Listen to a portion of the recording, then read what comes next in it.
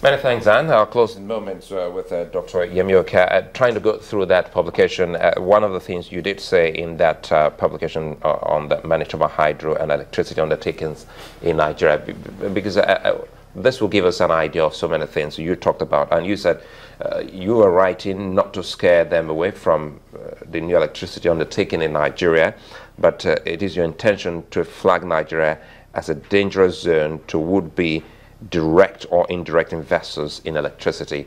I want us to look at some of these threats you saw that made you put your pen to paper to write these. Okay, thank you very much. First and foremost, I saw a dangerous trend to the extent that the sector is meant to be decentralized, but maybe deliberately or inadvertently, it is being centralized. Then I saw needless politicking to the extent that even an entity as deep and sensitive as rural electrification is now even an item for federal government, whereas under the constitution, state governments are to be in charge of local and rural stuff. So I saw a kind of an awkward trend. Of course, I also observed that the figures really wouldn't really tally at the end of the day. They might be signing a contract for X amount, but minus Y at the end of the day is what they might likely get. I also sent a lot of things which I wrote in the paper. But this structure really will have been for the TCN contract to be transparent. To today, myself inclusive, as sector expert, I can't tell you that the Manitoba transmission management contract is X, Y amount of money. But that's still within the purview of the federal government. Definitely nobody knows. Everything is shrouded in secrecy.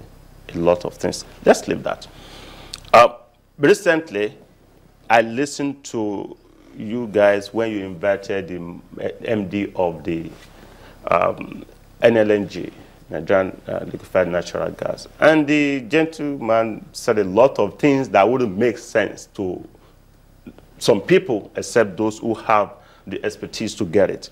He said they're in the business of buying gas. Most of the power installations are gas-fired. He said they are in the business of buying gas, right?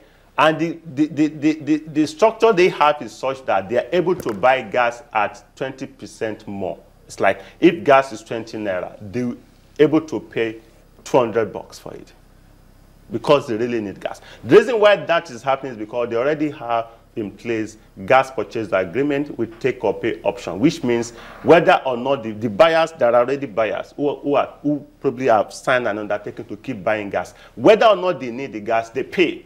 That is the essence of take or pay clause. So no matter the amount of gas produced in Nigeria, NLNG will buy and export.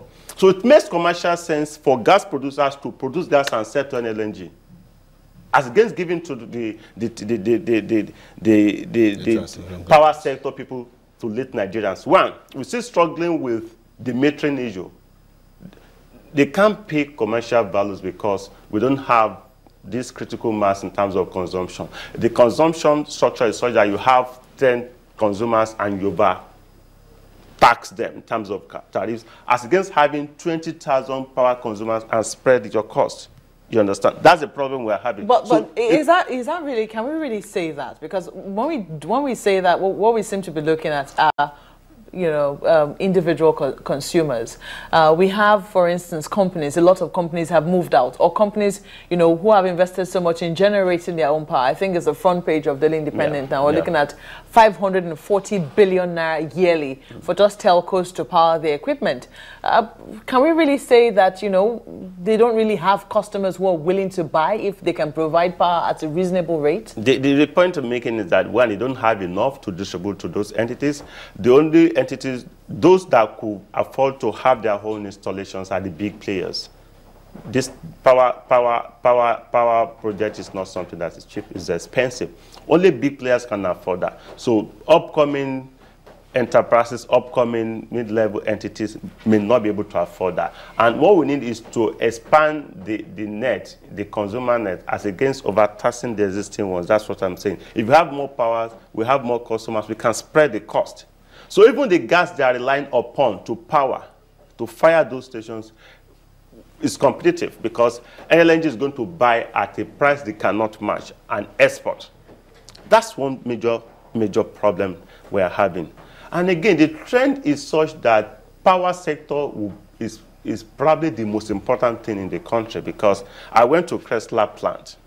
Chrysler is a country that manufactures electric cars.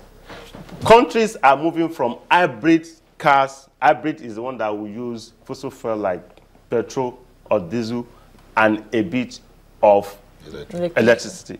But now, countries are now moving in the realm of 100% electric cars. And those will come to Nigeria. In the next 20 years, we're going to see hybrid cars. 5 years later, we're going to see fully electric cars.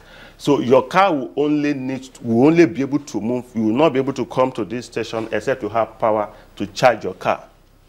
That's the trend. So Nigerians need a lot of power to consume, to power, to charge your cars, to do anything. And everybody can invest in the power sector, unlike oil and gas that some people will say you need to be from the Niger Delta. Power is everything. Anybody that is ready to invest will invest and recoup, but we need to get the regulatory and legal, regulatory and operational structures right, or else this probe or whatever wouldn't really get us to the promised land. Yeah, there must be something that we should glean from all of this for the power sector, especially the probe that is going on now. That will be a moment before we wrap up this. We'll just take a break now. We'll come back shortly.